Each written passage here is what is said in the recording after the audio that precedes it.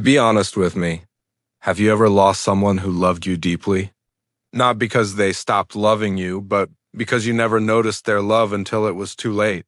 It sits quietly in your chest and stays there for years. I learned this lesson through a girl named Aisha, the girl who loved me in silence. And I didn't understand how loud that silence really was. People saw her as strong, the kind of girl who never complained, never created drama, never asked for attention. She studied, helped her mother, smiled politely, and carried her pain so neatly that nobody could see it, to notice the truth. Her eyes were always a little tired, even when she smiled. Her happiness always looked incomplete, like she was holding something back. We met in a small bookstore near college. It was the kind of place that smelled like old paper and dust, where the fan made a tired buzzing sound and time felt slow. I was searching for a book when I saw her holding the exact one I wanted. She looked at me for a second, not flirtatious, not dramatic, just a calm glance, and then she quietly offered it to me. "You can take it," she said. That moment didn't feel like a movie scene, but it felt real, soft, honest, and somehow it stayed in my mind. After that, we started talking. At first, it was simple books, classes, small jokes. Our conversations became longer, more personal, until I started needing them. I began waiting for her messages like people wait for rain in summer, and Aisha was always gentle, always warm.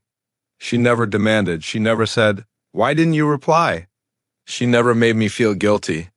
If I texted, she replied with love. If I didn't, she stayed quiet. Back then, I thought her silence meant she was okay. I didn't realize her silence was love trying not to become a burden. One day I found her sitting alone near the campus garden. Around us, the world was noisy, students laughing, friends shouting, life moving fast. But she sat there like she didn't belong in that noise. I sat beside her. She didn't speak first. Neither did I. Then softly, like she was confessing to herself, she said, "Do you ever feel like you're holding too much inside?" I looked at her face. Her eyes were fixed on the ground. I said, "Yes." She smiled, but it wasn't happiness. "I feel like that all the time," she whispered, and then she went quiet again. I wanted to hold her hand. I wanted to tell her I was there, but I stayed silent, and she didn't force me to speak. That was her love, quiet, patient, painful dot. As months passed, I realized something. Aisha always showed up for me. When I was stressed, she sent voice notes. When my exams went bad, she encouraged me. When I felt low, she somehow knew. But when she went silent, when her replies became short, she always looked fine. That's the dangerous part about people like Aisha. They don't break loudly, they break silently. One night, around 1 in the morning, my phone vibrated. Aisha had texted, "I wrote something. Can I send it?" I replied immediately, "Yes." Then a long message came.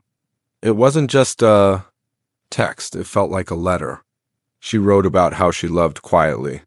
She wrote that she didn't know how to fight for love, how to demand, how to act like she mattered, even though she did. And then she wrote one line that hit my heart like a knife.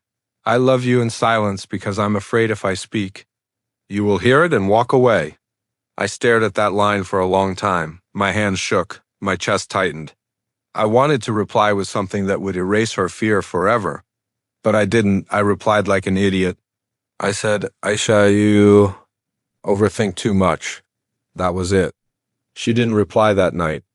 Next morning, she messaged normally. "Good morning." Like nothing happened, and I convinced myself everything was okay. I didn't understand that she had just tested the waters, and my cold reply made her step back forever. Then life started. Moving. College ended. People began talking about jobs, futures, families, arranged marriages. Pressure increased. One day, a friend casually told me Aisha's parents were looking at proposals. It hit me like a slap. I called her immediately. No answer. I called again. No answer. Finally, she texted, "I'm busy.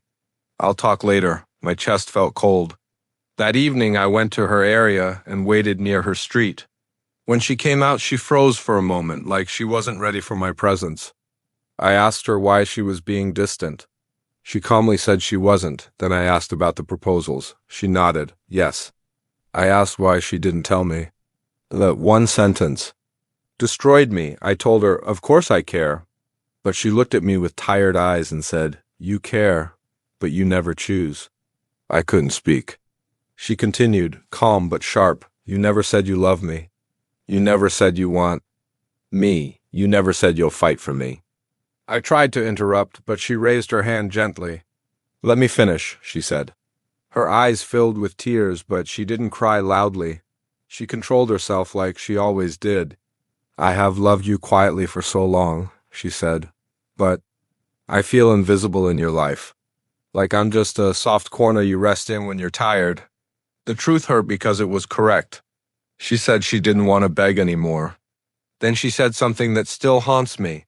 I loved you in silence. But silence doesn't protect love. Silence kills it. And then she turned away and walked inside her house, leaving me outside like I had finally understood everything. But at the worst time, 2 days later, my friend told me Aisha got engaged. Just like that, my body went numb.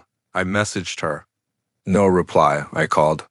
No answer. Then I saw her WhatsApp status, a simple photo of her hand wearing a ring. No caption. Just silence. Even her biggest moment came without words. That night I cried quietly. I couldn't breathe properly. I went back to the bookstore where we first met, hoping she would come, hoping life would give me one last chance. After an hour, she walked in. She saw me and stopped. I stood up with my heart pounding and finally said the words I should have said long ago. Aisha, I love you. Her eyes instantly filled with tears. She whispered, I know. That reply broke me completely. I asked her why she was leaving if she knew. She looked at me with soft sadness and said, knowing is not enough. I needed to hear it when it could change my life. I begged her. I promised her I would fix everything. I said I would talk to her parents. I said I would do anything. She smiled sadly and said, you're saying this now because you're scared to lose me, but when you had me, you never held me. And then she said something that cut deeper than anger. If you had hated me, I could hate you back.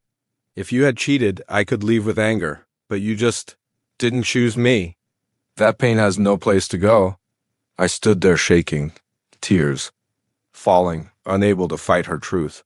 She took a breath and whispered, I hope you learn this before it's too late with someone else. Then she turned around. The bell above the door rang softly as she walked out, and that small sound felt like the end of my world. Now, late at night, I still scroll through our old chats. Her gentle messages are still there. Her quiet love is still there. And I finally understand what I didn't back then. Some people don't leave because they stopped loving you. They leave because loving you started killing them. If someone loves you quietly, don't treat it like it's small. Silence is not weakness. Silence is sacrifice. And if you don't respect it, one day the silence will leave. And you'll finally realize how loud it was only after it's gone.